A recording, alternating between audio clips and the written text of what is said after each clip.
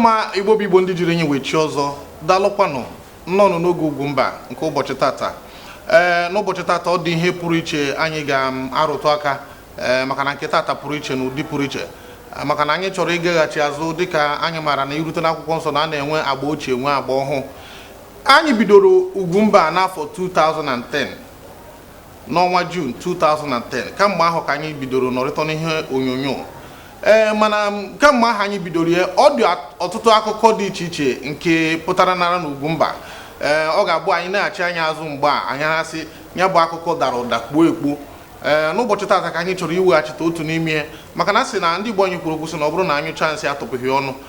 mara na ọ ghọọ n'otoro ya mere anyị ga-eji wee ugbu anyị tụpịanara ya bụ nsị ọnụ anwesị ka anyị megharịa anya bụ ihe n'ụdị nweta ihe mere na mgbe ochie. Ihe ihe na-ekwu okwu mere n'afọ 2011 n'obodo Okija. Mana ọ bụ eziokwu na anọ n'obodo Okija nyụọ ya bụ ahụ mana ụdị ya na isi eruru ebe niile na Naịjirịa niile gba gburugburu ma gafekwa n'ihi na onye o metụtara bụ onye ama ama, onye o metụtara bụ onye anyị niile na-akpọ papilo. Ikekwe ọ bụrụ na ịma ha ma ọ bụ na ịma mgbe ahụ eburu ya bụ akụkọ na Kanu Nwankwo bụ onye Okija dị na Anambra steeti. Ọtụtụ n'ime anyị maara ya dịka onye Arọchukwu na Abia steeti. Mụ agakwuo na m na be nne ya wee hụ ebe eniri nne ya hụkwa nọrọkwa mgbe eniri nne ya. Onwe bụrụ na dịka anyị na-ezutere wee kparịa nkata anyị nwesị ka anyị weghachitagoro ya bụ akụkọ mata na aka mbụ nwanne ụnụ nwoke Mike Onobo bụ onye okwupụta okwu onye oji ọnụ n'oge Ugwumba bụ nke na-abịara ụnụ na ihe onyonyo dị iche iche. Nwe na-asị ụnụ biko nọrọ mma ka ịchọpụta nke bụ eziokwu na ya bụ ihe etu o si mee na etu o si wee gbuo onye isi mma na etu o si zee ya. Ka anyị gbapụ ya ọsọ. Igbo daalụ.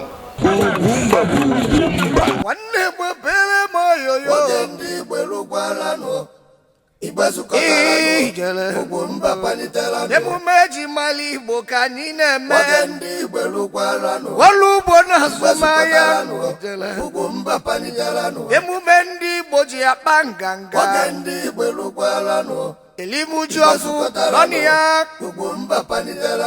Igbo bịala izu ije nnọọ ụmụ Ezike kwenu Ezike mụọnụ Ezike rienụ Ezike kachanụ ụmụ unu zụọ unu. Quite alright. Anọ m dị a na-akpọ m na fonu na-agba m gbasara Kanu Nwankwo nọ nwanne anyị nwoke dị so mụ obi adịkwa m ụtọ. Mụ na-agbakwa na-ajụ a na-adịkwa shọ asị na ya so obi dị m ụtọ. Obi dị m ụtọ nnukwu because ọ tee na oge anyị tabara ahụfa ya na-asị dị ka onye dị ntụ ọ bụrụ nwanne anyị mechakwa ọ bụrụ nwanne anyị n'ezie. Onye ife anyị na-atụ anya ya bụ na anyị nụrụ na onye a na-akpọ Kanu Nwankwo na-abịa na-anata be nna ya. Abatara m because of this Kanu Nwankwo ka m ji si all the way from Lagos wee nataba. Anyị na-eche nwanne anyị nwoke bụ Kanu Nwankwo. They are on the way coming. As we are talking to me now, Hannah my father now communicate Keta.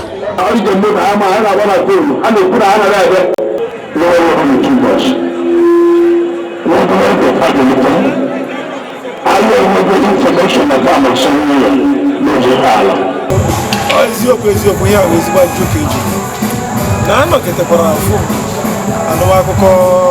Okija. Dịka m kwuru ihe anyị ji bịa n'ụbọchị tata bụ ihe pụrụ iche. Ọ bụrụ na ị rụtara na afọ 2011 enwere mgbe ọ na-ede ebe niile mgbe ọ na-ekwu ebe niile na Kanu Nwankwo bụ onye Okija. Na 2010 mgbe ya bụ ihe bidoro ka anyị gara n'obodo Okija. Ya bụ ebe ya bụ ihe bidoro ka anyị gara wee gosi anyị ọtụtụ ihe dị iche iche. Nwa ka anyị gosi unu mkparịta ụbọ nke anyị na ndị ezinụlọ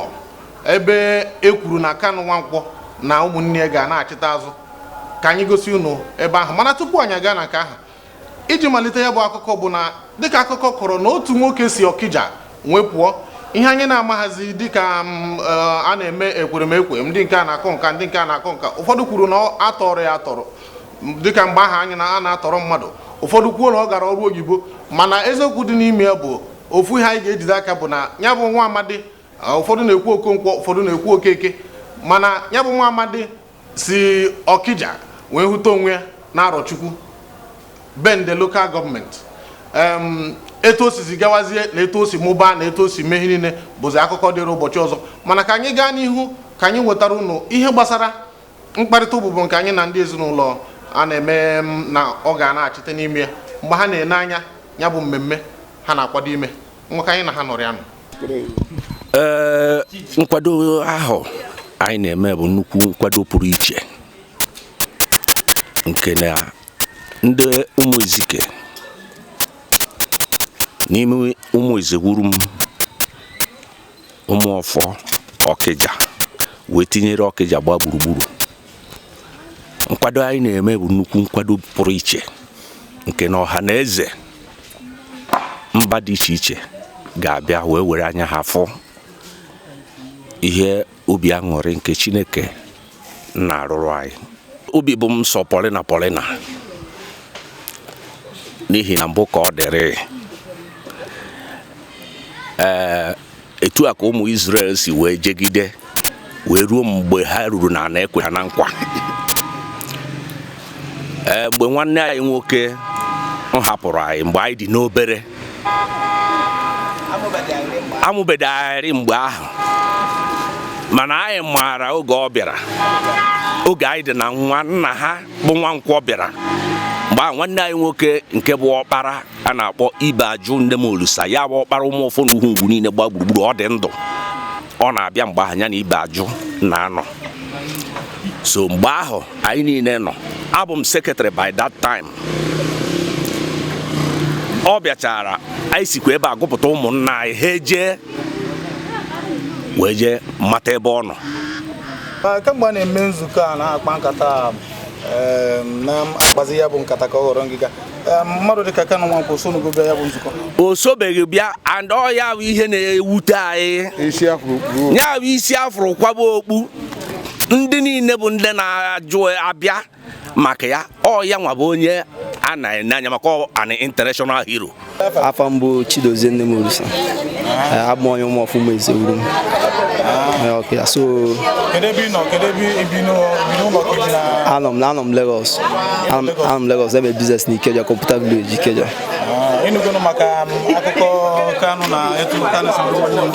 Quite alright. Anọ m dị a na-akpọ m na phone na-agba m gbasara Kanu Nwankwo nọ nwanne anyị nwoke dị sana. So mụ obi adịkwa m ụtọ, mụ na-agbakwa na-ajụ a na-adịkwa sure asị na ya. So obi dị m ụtọ no my brother called because na a word nwa word ka ọ bụ. So obi furu m abatakwa m aka na-ekwu ya gbasara Kanu Nwankwo, so obi furu m ụtọ. Afọ m bụ Chioma nne m Olusa. Kedu etu obi dị gị mgbe ị nụrụ na Kanu Nwankwo bụ nwanne nwoke? Obi dị m ụtọ nnukwu because ọ tee na oge anyị tabara ahụfa ya na-asị dị ka onye dị ntụ ọ bụrụ nwanne anyị, mechakwa bụrụ nwanne anyị n'ezie. Ya bụ efu ya mgbe ahụ ọ na-agba bọọlụ dịka ya bụrụ na nwanne nwoke. Ọ dịzie m ka na ọrụ, ọ dị m ka na ị ga-akwazi ọfụma nna. Mmụọ m bụ Ambrose Ọfọma. Mgbe Ọkọnkwa bịara ka ya mata ka ụmụnna ya dị, mụnwa nọ ka ọ na-abịa, ọ kpọwọ nga a na-akpọ Abigail dị ọcha dịka ndị ọcha, ma bịa na-eje bịa nọsịkwa be ndị be nne m Olusa ụmụnna ya, bịakwa nachikwe. Anyị wee bidozie mgbe ahụ jerịtaba dịka iji gosi o nwere ndị si ebe ọzọ na-eme n'ụdị ka ha jebe ka ọ bụrụ nwanne ya. Mana eziokwu na ọrụ Chineke na-akwụ ọtọ ọfụma. Okonkwo anyị na-ekwu ya bụ nwanne unu nwoke onye izizi ahụ si ebe a pụọ ụzọ ije. Yes, ọ ya bụ onye izizi. Ya bụ na ọ kpọtara ụmụaka ya bịa, ụmụazị ya ka ọ na-achọzi ka ha ghọta famili ha si wee ruo arụ okwu enyi.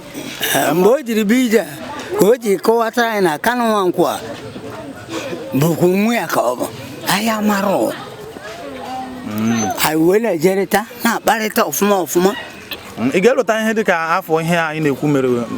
afọ ihe anyị na-ekwu kịta, ị ga-elota mgbe o mere? Mgbe ihe a mere bụ ọgụ ahụ ịtọ na iri o jiri bịa ba izizi de ya, anyị wee bido njetarị ya bụ 70 years. Mgbe ahụ ka anyị jiri ghọtabazie gabazie, anaghị abịa weta ukwukwe na ọ bụ ije ka ya jiri obodo ya dị ebi ya ejiri adị ya mma. ya wee nọrọ ebe ahụ nụba nwaanyị mụbakwa mgbe ahụ nne na-akparị ọ na-akọrọ unu na a na-eme ya dịka onye mbịara ma bịa ebe ahụ emegha ya omume bịa ya bụ na ha nabata ha laikichala ya laikighachi dịka ntụ ntiri ghọta ọ kọrọ ihe niile na onwekwu ihe na-enye ya nsogbu biko n'ọrụ oyibo ka o jebere onwe ịma o nwere obodo mmadụ ji eje ọnọgidezi ọdịdị ya dịka ekwutezi na nga ube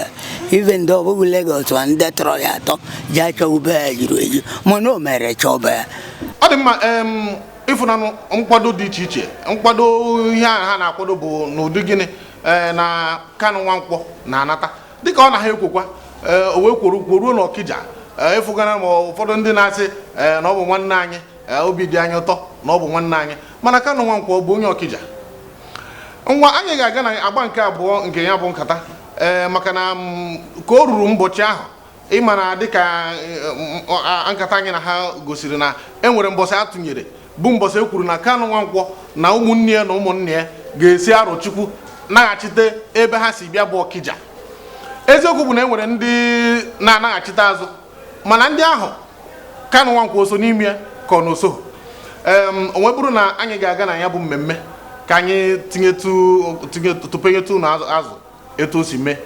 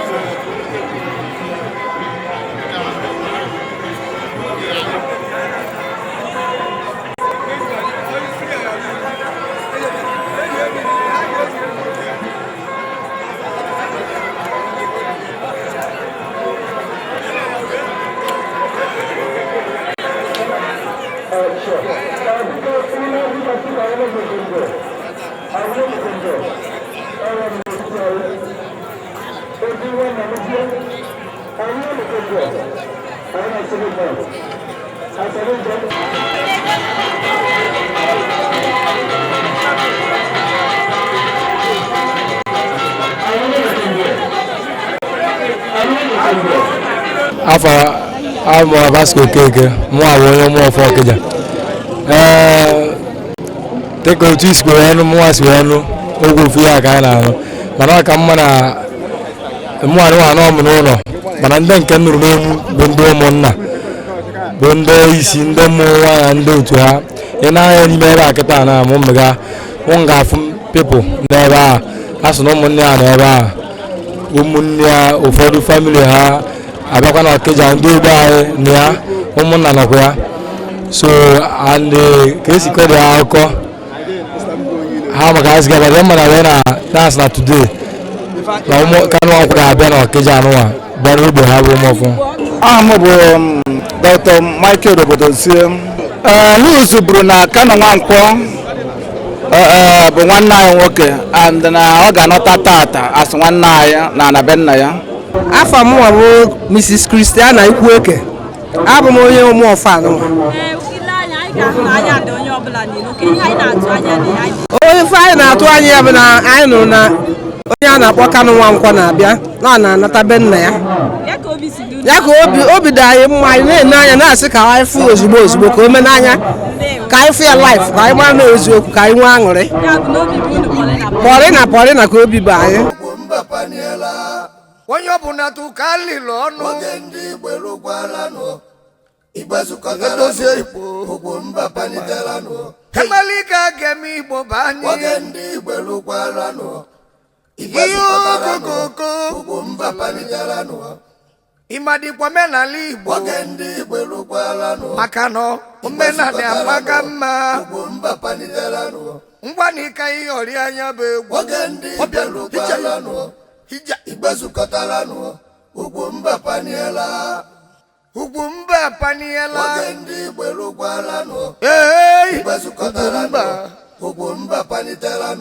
emume ji mala Igbo niile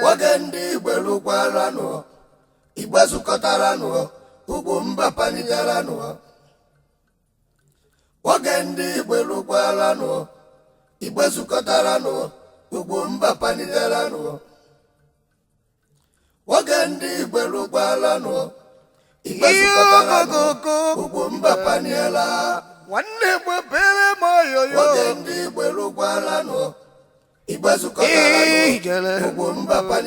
emume ji mala Igbo ka anyị na-eme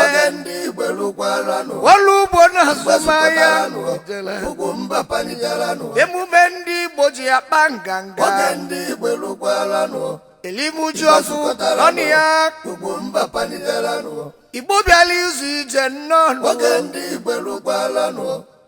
onye obodo gbawababa nwanne m ịmadịkwa asụ Igbo UGWUMBA abịa n'ihe ịmakwa mana ọjọ mmadụ ama ha na-agba na toolu ha na-ekwu na ha na-abịa mana ndị nsogbu ahụ mana ọ na-abịa ka ego adịghị esoji adị oge asị na na-abịa anyị apụtaba ha mana etosi na-adị arrangement na ha mara nnukwu mma ibere nke mgbe yesterday anyị na ha na-akpagịta asị na ha na-abịa ha ga-akpọ ịpụtasị anyị na-abịara ọgwụgwọ ọrụ ndị ọzọ nọ na-abịanụ mana o nwebụ onye anyị fụrụ anyị ewere na-azụ ayọ onye nwere ụmụnne anyị na ndị bụrụ anyị n'anya na ndị na-ala ụkwụ mmadụ maka mmadụ amaka maka na ọ maka ịhụnanya ahụ ka unu na-ejide ebe a unu enwefe na onye oke na ihe ọ na-ayọ n'Chukwu ya bụrụ na mmebi nwere mmebi n'ụzọ ma nwa azụ eti alụmmebi anyị na ha hụ na ha leta ha eji ha daghị taa ha maza mmụọ ya ka eji ha emezi ka chi jideta kwuo gbagharị ndị bi ebe a na ndị na-ana ana ma ndị na-abịa abịa ka nkụ anyị wee na-ayọ Chineke ka onye ubi otu ahụ gị na ha bịaba ka ha bịa ka anyị na ha nọrie na anyị mara ha gazie na ha agwụgwọ ndị be anyị na anyị na ha ji obibi n'ọbụla bụ n'obi ndị be anyị onye mgbe ohere a wee na-asị ndị niile bere ya Chineke gozie ụlọ enwego n'ihe oke oge onye ọbụla ga-anaga onye ga-amazi ya udo na ọṅụ ka anyị chee ndị a na ha ga-abịa n'oge eluigwe in Jesus' name. Ife a na-ebute ụmụ mmadụ ọgụ oge ọ na-agbapụ mmadụ okwu ebe a please Lord of too much. What do I do for the I will get information about somewhere. No jihad. I'm a hundred. And then that's everyone and I'm going to my life. And the whole one to the name I will in the train. On my come on my husband to help us. I am a good worker. You have your Bible. Or why you? I am one good on life.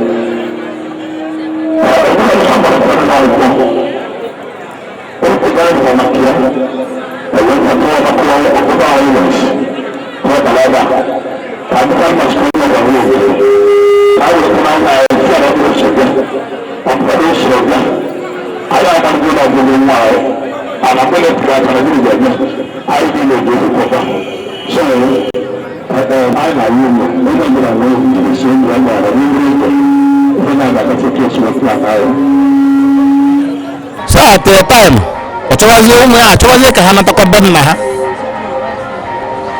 ọ ka nọzi ebe a sị otu ha na-ekwu ka ha nata anyị nwa na-emekwa na arenji wee jiri nwaanyị na-eche because na o nwere ka onye aha ya abụ nwanne esi na abụ nwanne maka na ọ fụrụ ihe ọma dị bụ ụnụ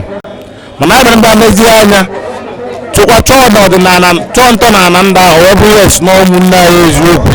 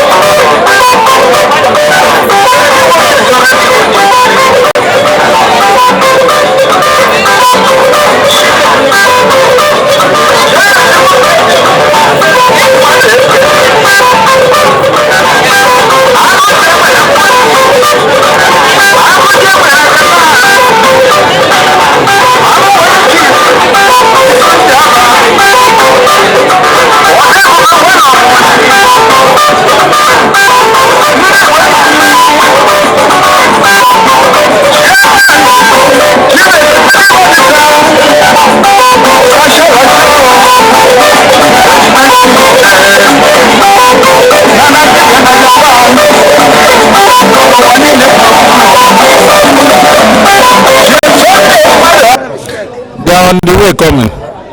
As you are talking to me now, Hannah, my father, now communicate. Keta. Hannah, don't we do the enemy more from her.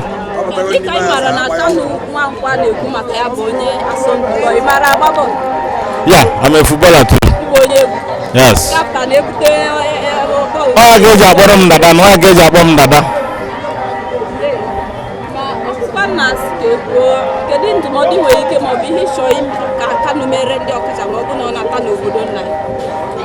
Mgbe batagodo nwa mmụọ anyị niile ahụ dị anyị mma anyị zukwu ka eme ihe ọ eme agbabata nwa maazị orenji ya kochi ya ga-ezi agba bọọlụ afa m bụ Ikenna Udeze.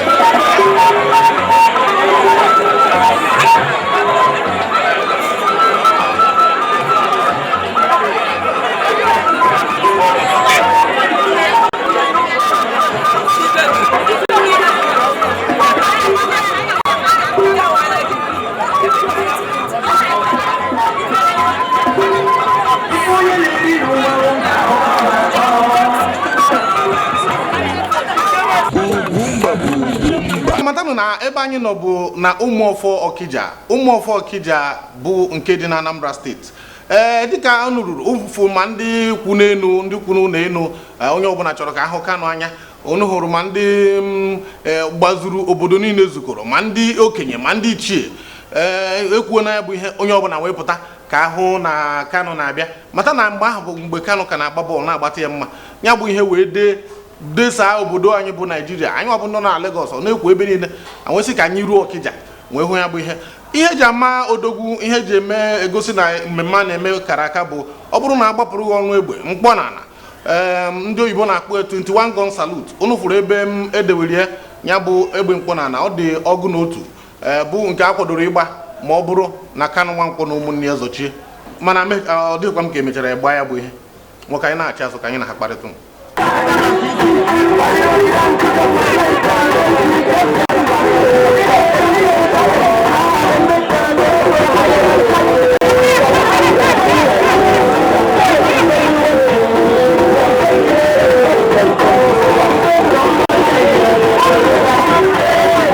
anyị ga-ahụ mmadụ niile a n'ebe a nọ iji wee gbaa osi arụ isi na ha hụrụ Kanu Nwankwo na ndị be ha ka ha na-abịa ma ugbu a ka o si na dowe ndị a hụrụ ya bụ na ya bụ ihe a na-ekwu maka ya dị na-adịzi ka ọ bụ okwu ụgha ka a na-ekwu maka ya maka elewe ka amneta ya bụ nkata a na-akpa ma o nwere ike imesịa n'ikpeazụ ghọrọ ngịga ndewo mana ile anya ọ ga-asị na chejibegoro anya dị ndị mmadụ ka onwe ihe na-eme ka nwere olileanya na ọ ga-abịa. According to the masses, ha ka na-eche ya n'ụdị na ọ ga-abịa ọ bụgo na by 12 o'clock nke ime abalị na ọ ga-abịa mana anyị ka nwere olileanya na ọ bụ na ọ bịa taata na mbọsị ọzọ na ọ ga-agwakwa ya na ya ga-abịa ọ bịa oke olileanya a sị na emere ahịa dị ya bụ na ọbụgo ndị mmadụ si n'ọnụ n'ụzọ ụfọdụ si n'ọbịarubego so ụfọdụ si n'ọnụ ụfọdụ si n'ọnụ mmadụ ebe ahụ nọgide ebe a tiri chie jie ọ bụzie na ọbịarọ ama m na ọbịarọ mana mụ nwere m ka were anya ọka ya bụgo ofu okwu ọzọ ya ebe a okwu ofu okwu ozugbo gosi n'ọbụ onye Okija. Afa m bụ Evangelist Mayolaz Okeke. Ihe m bere ime ebe a taa bụ na abatara m because of this Kanu Nwankwo ka m ji si all the way from Lagos wee nataba today wee sị ka m bịa jiri anya m wee gbaa Christmas biko ntu esi na-agwa m na Kanu Nwankwo bụ onye Okija ana ha na-abịa ha wee si oke na mmeji anya m juru uche m wee notisie ka m fụnarị ihe na-eme n'obodo a taa marakwa ma ọ bụ eziokwu ma ọ bụ asị ka ya bụ ihe a na-ekwu ọbasị n'ihi na onwe bụ onye ahụrụ kamgbe ehihie a nọ ebe a kedu ihe obi gị na-agwa gị ha nwee ike imechi abịa ka ọ na ha aka ihe obi m na-agwa m duto ndị afọ gasịrị ebe a na ndị obi na ndị ichie na ndị nwekwa ana ha na-enyekwa anyị nkasi obi na-agwakwa anyị na ha ya abịa na ha nọ n'ụzọ na-abịa abịa mana ndị mmadụ alawasịgo na ha bịazi aka n'ụlọ ga-akpọpụta ndị bịara ịga ndị mmadụ anabasịgo obezie mana ọ bụ na ha bịakwa dudu ntu esi emekwa omenala na Okija enwekwara ike ịmakwa ekwe agwakwa ndị mmadụ na-aga eme gịnị na ha ya abịagharịkwa mgbe ọzọ ka ọ wee bụrụkwa eziokwu na ihe ahụ a na-ekwu n'eziokwu ka ọ bụ. Thank you. Afa mbụ LS Agborike onye ụmụọfọ mmezi ụmụ Okija kịta na-agwa ya okwu na anyị na-enweta information na anọ on the way so by the total grace of God anyị abịa so netufu anya anyị abịa Kanu Nwankwo azụ onye Okija ka ọ bụ and by the total grace of God forget about it ndị be ha abịago before at least abịago ebe 4 times mago and anyị nwere anya na anyị na-abịa ihe mere n'obodo ịma na ogwu mmadụ abụghị ịgba akwụ Kanu abụọ mmadụ nkịtị awa asị nọ na-abịa otorebe ọ na-abịa nke bụ eziokwu anyị nọkwa na-echi ya nwanne anyị ka ọ bụ ndị ọ ka na-abịa na-echi ya ihe bụ emume ọbụla ihe ọbụla megidere ndị ichie na ndị ọzọ epụta wee bụ obere ihe nze a na-atụ asị o nwezi ọrụ ọzọ anyị ketara taa mbọsị nke na mbọsị nke anyị ebe a ka anyị nọ afọ mbụ Chief Vitus Nkami Igbo Udode Kanu Nwankwo na ụmụnne ha na-abịa because na ha si alọtere aka enwere so many hold up on the way they will still come kọba na mgbe anyị abịazi ọ na-ewutezi na mgbe anyị abịara ọtụtụ mmadụ niile zukọrọ ọnụ anyị afụzi ha o nwere ike ịbụ sọsọ ndị vileji anyị sọsọ maka Okija niile zukọrọ ihe lokal gọọmenti zukọrọ Naijiria niile zukọrọ wee na-echi ya mana ha abịaba mana ha ga-abịarịrị obi adọrọ m mma wezi ga nakpube na ma kọtri home ka jesu ike na be m anyị wee na-echi ya maka onye ya eke mmadụ n'ike okwu ahụ esi osi n'ọnụ ọnụ na anaghị abịarịrị maka ndị be ha abịago mbụ anyị esiere anyị nke mbụ siere sekọnd wan siere tọd wan ka esitere ya mana afọ ọbụla mana ụdị ya na-ebu ekwensu n'ọnwa dị na ya so ọ ga ọ webụzie na ndị be anyị na-asị asị ha asị asị ha abịago ezuru mfụ ha mana ozi taa ka e kwuru ha anabata ha n'igwe ndụmọdụ na-enye ha bụ ha nwee nchekwube na Kanu ya abịa anabaghị abịa ọ bụrụgo ya Okija na ọ bụrụgo ya Okija nọ na ọ bụzie na ọ bịapụziri taa ihe ọ bịazikwure anyị agaghị ya ejezi ya ụdị ya yọọ ya ma ya kpụzie anyị si abịazie siziela anyị ori gbuoro anyị efi were helikọpta daa maka ọ sị na abịa ihe ọzọ na ụmụaka ba ha ama nzuzi onezi ma onye ma bịazi na-eyi ụja sị abịa anyị were bịa enyego ha n'obi na mgbada ebe nọ. Ọ dị mma, otu ihe doro anya bụ na ndị ahụ ji obi ha niile pụta ịnabata Kanu Nwankwo, mana onye otu mbụ Nwada Chinasa Nweme dịka ọ jụrụ ha ọ bụrụ na onye a chọrọ ịnabata ọ bụrụ na Kanu Nwankwo eso ya bụ ihe ọkara ide ude etu ahụ ọ bụrụ na onye a chọrọ ịnabata onye na-alaghachite azụ site na Arochukwu naghachite azụ na Okija ya na ụmụnne ya na ezinụlọ ya ọ bụrụ na ọ bụ dịka onye na-eme ihe dị agha dịka mgbe ahụ onye na-ekwu mgbe ahụ dịka onye na-akpa ike na ụdị arụrụ ana bụ Deliwa Amama wee jụọ ha sị ha ọ bụrụ na onye ahụ na Deliwa Amama bụ ihe si Arochukwu na-anaghachite Okija unu ga-apụta mechie ihe niile na-eme maka dịka anyị hụrụ ha tụchara m ego mgbochi ahụ obodo ọbụla tụrụ ego ezinụlọ ọbụla tụrụ ego na a na-anabata Kanu Nwankwo ọtụtụ n'ime ha akwadokwa na ihe Kanu ga-emere ha ma ọ bụrụ na erute ma ndị nke na-egosi etu a ga-esi hazie ihe ka a gbaa bọọlụ mee na eziokwu Okija nwekwara mmadụ n'eziokwu ka mgbe unu mana enweghị na onye a tinyere shuga ma ọ bụ nnu n'ọnụ o wee gbopụ ya maka gịnị Kanu Nwankwo bụ oke mmadụ onye ọbụla chọrọ ka nwanne ya bụrụ onye gbalitere unu Igbo Igbo daalụnụ ka anyị gakwanụ n'ihu. Dịka anyị na-atụ anya Kanu Nwankwo ọ bụrụ na o wee gosiri asị na Deliwa Amama bụ onye Okija ndị Okija nwere ike ịpụta bịa zute ya nabata ya n'Okija ọya ka m na-agwa so m na otu onye na-ekwu na ndị ụmụọfọ na-akọwa na Kanu Nwankwo bụ nwanne ha nwoke ma mụọ na-asị na ọ bụ na mgbe anene nọ na ndị ụmụọfọ ahụ ekere m na anene ya bụ nwanne ha nwoke dịka ị jụrụ m Deliwa Amama ndị ụmụọfọ ahụ ekwekere m na Deliwa Amama bụ nwanne ha nwoke kama na Kanu bụ star ka ndị ụmụọfọ ji ekere m ọnụ nwanne ha nwoke Deliwa Amama sadị nke ya bụkwa onye ukwu mana agha chọọ ya ihe dị maka na-eme mmemme ọ maka ọ bụ Kanu bụ onye wafụrụ n'aka ya gbakọ ọ bụkwa na ya bụ ụlọ nwoke o si eme ọ bụkwa ya nabata maka ọya ọdụ Okija chụrụ ha Okija dị ka Amerịka anyị riri nne a chụrụ mmadụ. Ọ dị mma ọ na mgbe ahụ anyị ga-etinwe aka oyibo nsugbe n'ihi na ya ka ya bụ ihe dachara ọ bụrụ na anyị ezuteghị Kanu Nwankwo jụọ ya ọ dịka onye nyụrụ nsị na-atụpụghị ọnụ ngwa ka anyị zụtanụ Papilo Maazị Kanu Nwankwo ka anyị jụọ ya ihe o chere maka ya bụ ihe. Ndị mmadụ na-anụ maka Kanu Papilo ọ dị mma ajụjụ ejuru ọkwana ihe ajụjụ ziri ezi na ya si na okwu oyibo all that glitters are not good. UGWUMBA palitela nụ ịmakwa omenala Igbo bụ anyị ndị Igbo lụkwara nụ omenala maka UGWUMBA palitela nụ